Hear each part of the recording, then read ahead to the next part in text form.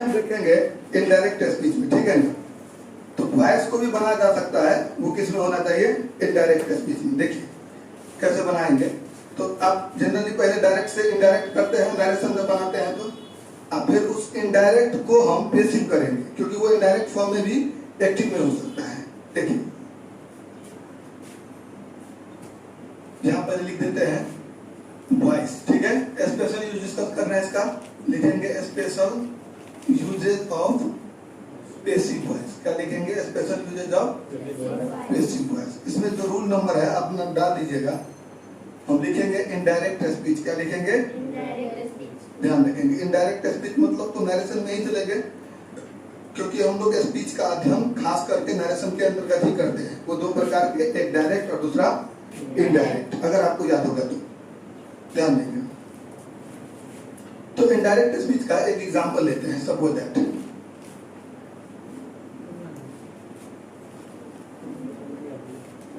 ऐसे कर देते हैं।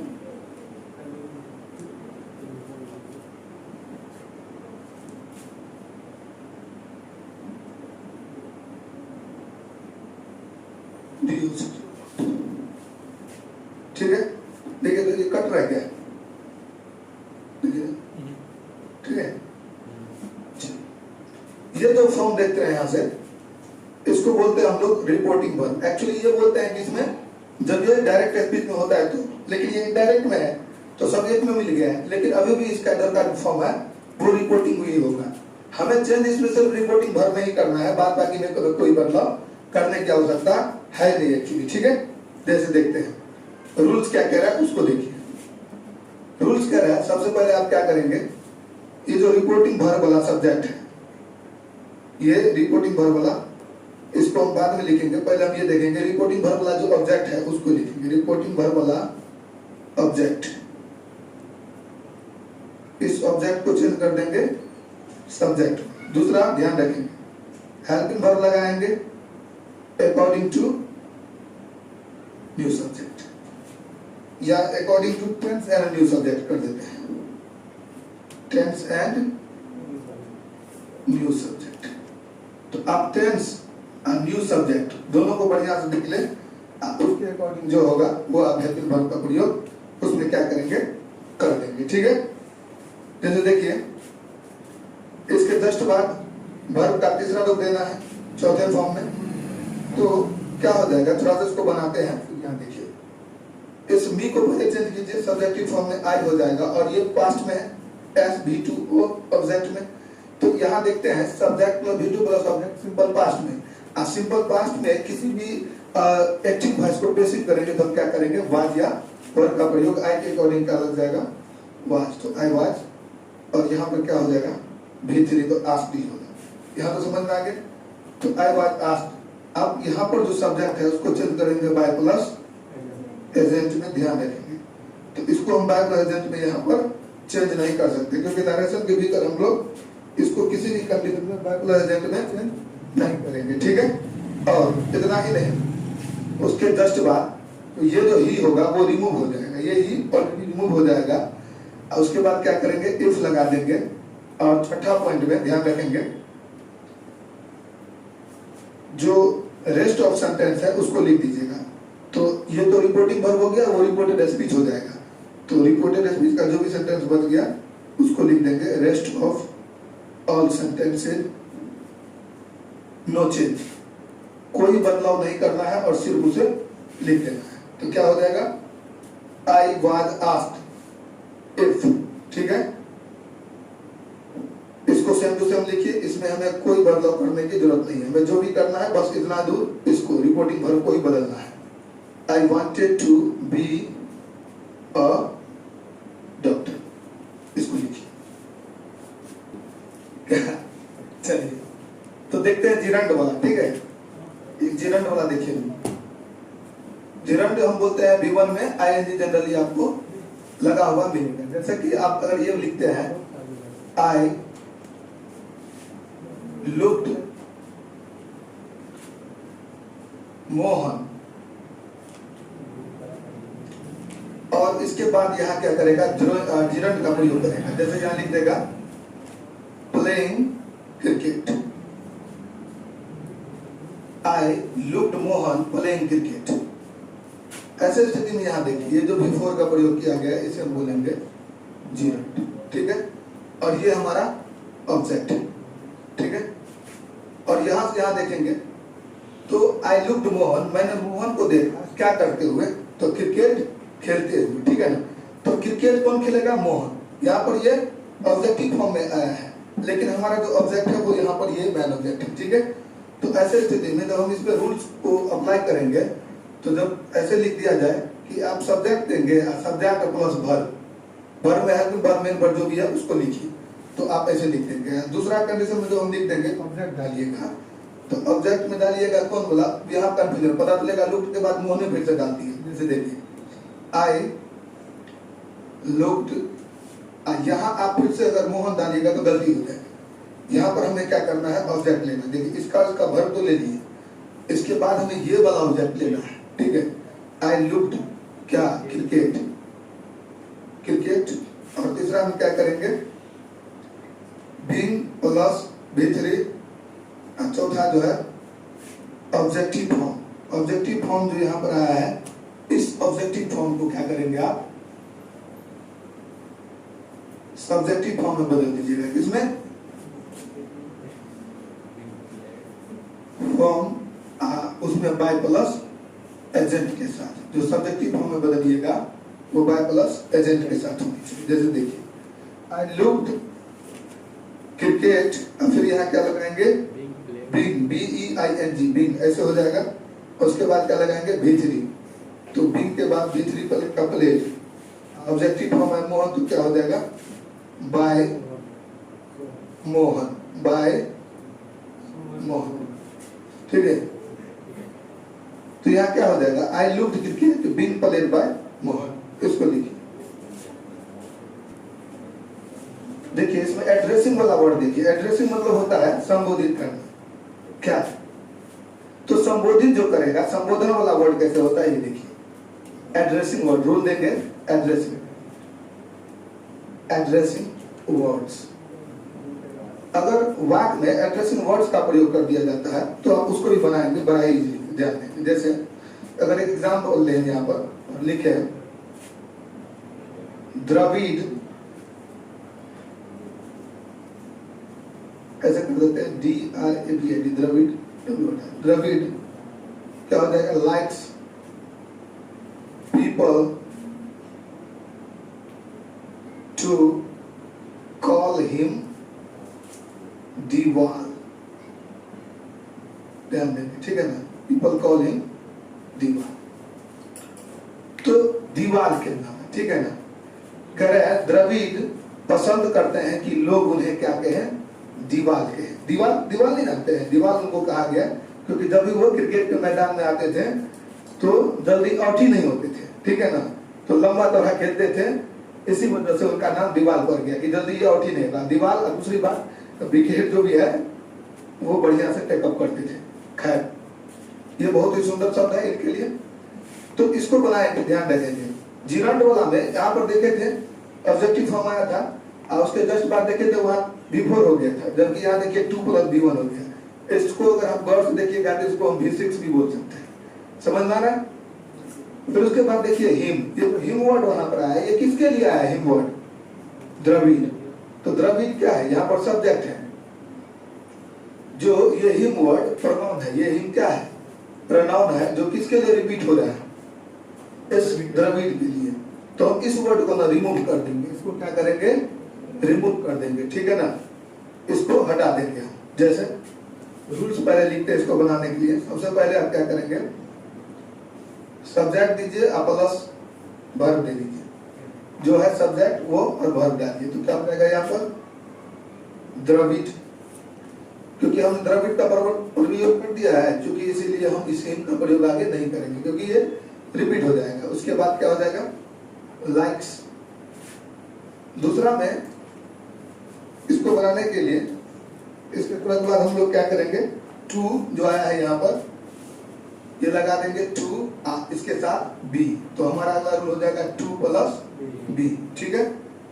इसके जस्ट बाद हमें क्या करना है, B3 का प्रयोग करना है, B3, ठीक है ना। तो भी3 का प्रयोग किसका करेंगे, तो टू बी के जस्ट बाद इसका। अब यहाँ देखिएगा चौथा में भी3 के बाद आपके मन में आता होगा सर सब्जेक्ट को बाय प्लस एजेंट में कर दीजिए।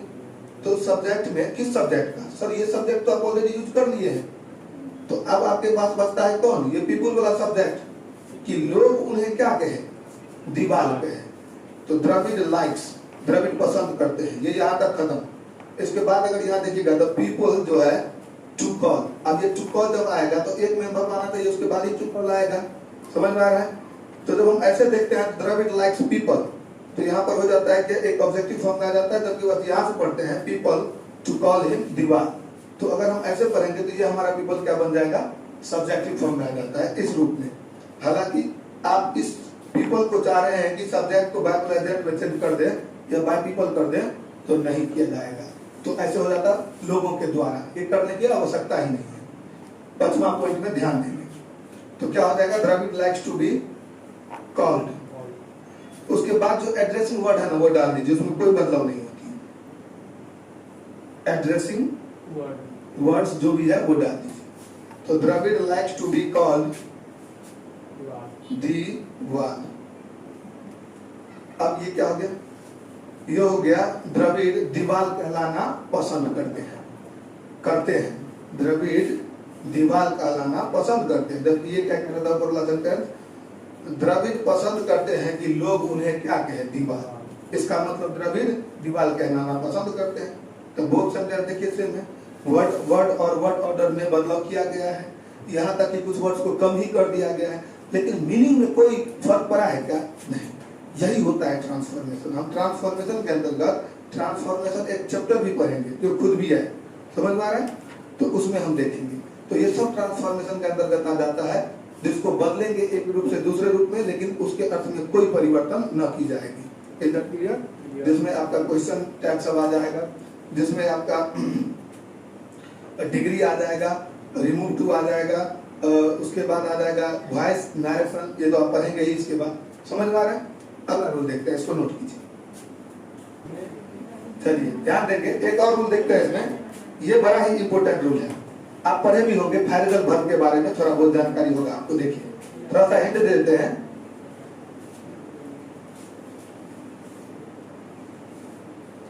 फ्रेजल वर्ब, ठीक है। तो फ्रेजल वर्ब क्या होता है, थोड़ा ये जान लेते हैं। तो फ्रेजल वर्ब वो है जो दो प्रकार के शब्द के मिलने से बनता है। अब दो प्रकार के शब्द क्या हो सकता है, वो नॉन है, वो प्रोनाउन हो सकता है क्या, नहीं। इसकी कुछ कैटेगरी याद है। वो कह रहा है जिसमें एक क्या होना चाहिए, मेन वर्ब वाला वर्ड, ध्यान देंगे। दूसरा क्या कह रहा है, प्रीपोजिशन वाला वर्ड। कौन सा, प्रीपोजिशन वाला वर्ड। एक बाद जो इसका कॉम्बिनेशन निकलेगा उसे हम क्या कहेंगे, फ्रेज। क्या कहेंगे, फ्रेज। फ्रेजल वर्ब कहते हैं, फ्रेजल वर्ब। इसकी एक और खासियत है कि अगर ये मेन वर्ब वाला कुछ और अर्थ दे रहा है, प्रीपोजिशन वाला कुछ और अर्थ दे रहा है, तो इस दोनों के मिलने से जो अर्थ बनना चाहिए, तो पहला दूसरा के मिलने से जो अर्थ बनना चाहिए वो अर्थ निकलना चाहिए। यानी इस दोनों का जो अर्थ बनना चाहिए प्रॉपर बनना चाहिए, तो प्रॉपर मीनिंग निकलना चाहिए इसका, समझ रहे मेरा बात। लेकिन ये प्रॉपर मीनिंग नहीं देके वो अलग मीनिंग दे देता है, जिसको बोल सकते हैं थर्ड मीनिंग। ये क्या करेगा, एक अलग मीनिंग दे देगा अपने से, उसे बोल देंगे हम लोग फ्रेजल वर्ब। क्या बोल देंगे, वो फ्रेजल वर्ब होगा। जैसे एग्जांपल देखिए, अगर आप बोलते हैं LOO के लुक, लुक मतलब क्या होता है, देखना। देखना क्या है, मेन वर्ब। देखना क्या है, इसमें जोड़ दीजिए आफ्टर। क्या जोड़ दीजिए, तो आफ्टर मतलब क्या होता है, के बाद। आफ्टर मतलब ये है क्या, प्रीपोजिशन। तो मेन वर्ब प्लस प्रीपोजिशन मिलकर फ्रेज बनेगा। तो देखने, इसका पूरा अर्थ क्या निकलना चाहिए, देखने के बाद। क्या निकलना चाहिए पूरा अर्थ इसका, देखने के बाद। लेकिन हम लोग आफ्टर का प्रयोग देखने के बाद करने के लिए करते हैं क्या, नहीं। तो इसका अर्थ तेसर क्या निकल रहा है, इसका अर्थ निकलता है देखभाल करना। क्या अर्थ निकल जाता है, देखभाल करना। इसी तरह के कॉम्बिनेशन वर्ड्स को हम क्या कह देंगे, फ्रेजल वर्ब। क्या कह देंगे, ये समझ में आ रहा है। इस पर एक एग्जांपल देखते हैं, आप इसको लिखेंगे। गुड, ठीक है, ध्यान देंगे। चलिए एक एग्जांपल लेते हैं, जैसे we should look after our parents. हमें अपने माता पिता का ख्याल रखना चाहिए, ठीक है। तो हम यहाँ पर अगर गौर से देखें तो लुक आफ्टर हमारा क्या है, फ्रेजल वर्ब, ठीक है ना। ये हमारा क्या है, फ्रेजल वर्ब। जब वाक्य में फ्रेजल वर्ब प्रयोग किया जाता है तो क्या कोई परेशानी हो सकती है, इससे संबंधित हम बातें को डील करेंगे यहाँ पर। देखिए रूल्स, सबसे पहले आप ऑब्जेक्ट को चेंज करिए सब्जेक्ट में। दूसरा, आप हेल्पिंग वर्ब, यहाँ पर मॉडल ऑक्सिलरी वाला है, आपको पता ही है, तो एम ए मॉडल ऑक्सिलरी वाला जो भी है वो लिख दीजिए। उसके बाद आप बी वर्ड लगाइएगा अलग से, ठीक है। चौथा में आप जो है V3 दीजिएगा। अब मेन वर्ब का दूसरा फॉर्म लिखने के जस्ट बाद ध्यान रखेंगे, जो फ्रेजल वर्ब वाला जो प्रीपोजिशन है वो लिख दीजिएगा। तो प्रीपोजिशन ऑफ फ्रेजल वर्ब कौन सा लिखना है, प्रीपोजिशन ऑफ फ्रेजल वर्ब, ठीक है ना। भी लिख देते हैं, ठीक है ना, फ्रेजल वर्ब ये लिख दीजिएगा। जैसे कि यहाँ हम V3 कर देंगे, इस लुक का V3 लुक, इसमें जो ये आया है आफ्टर वो भी वही लिखना है, ये कह रहे हैं, इसीलिए, ठीक है। पांचवा, जबकि आप देखे थे डायरेक्ट प्रीपोजिशन और मीनिंगलेस प्रीपोजिशन, तो जो डायरेक्ट प्रीपोजिशन था उसका कुछ इम्पैक्ट पड़ता था, तो हम उसको क्या करते थे, मेन वर्ब के बाद वहां भी रखते थे, ठीक है ना। तो करीब करीब आप समझ लीजिए यहाँ पर।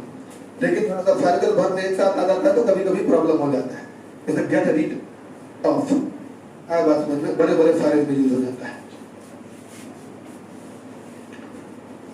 उसके बाद आप क्या करेंगे, सब्जेक्ट को चेंज कर देंगे बाय प्लस एजेंट। चलिए ऑब्जेक्ट लिखिए, क्या हो जाएगा, आवर पेरेंट्स। फिर आप क्या लगाएंगे यहाँ पर इसके अकॉर्डिंग, शुड, फिर क्या लगाएंगे, बी, आप V3 डाल दीजिए। लुक का V3 क्या हो जाएगा, लुक्ड।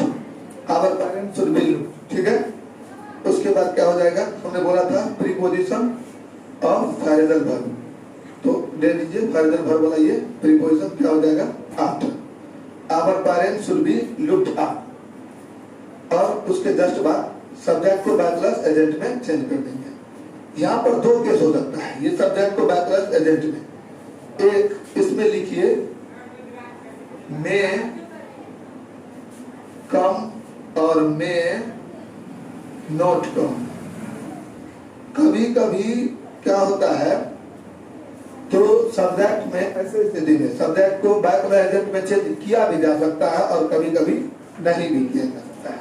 जैसे our parents should be looked after by us, यहाँ कर दिए। लेकिन मोस्ट ऑफ टाइम आप देखेंगे कि ये यही पर सेंटेंस को छोड़ देंगे, तो क्या हो जाएगा, our parents should be looked after, बस ये यहाँ देके भी छोड़ देंगे। और आज के दिनों में मॉडर्न टाइम में यही तक वाला अत्यधिक सुंदर माना जाता है, ठीक है ना। ये अस लगाने की जरूरत नहीं है। आप बोलेंगे सर इसका पता कैसे चलेगा, तो देखिए क्या कह रहा है, हम लोगों को ना माता पिता का देखभाल करना चाहिए। ये क्या कह रहा है, हमारे माता पिता का देखभाल किया जाना चाहिए, किसके द्वारा, हमारे ही द्वारा ना, आपके द्वारा थोड़ी ना किया जाएगा। आजकल तो अपने माता पिता को लोग खुद नहीं करते हैं, दूसरे के माता पिता की क्या देखभाल करेंगे, समझ पा रहे हैं कि नहीं। तो ऐसे स्थिति में ये हटा दिया जाता है जनरली, तो आप इसको बक्सा में बंद कर दिए हैं, तो रेयर केस में इसका प्रयोग किया जा सकता है। समझ में आ गया।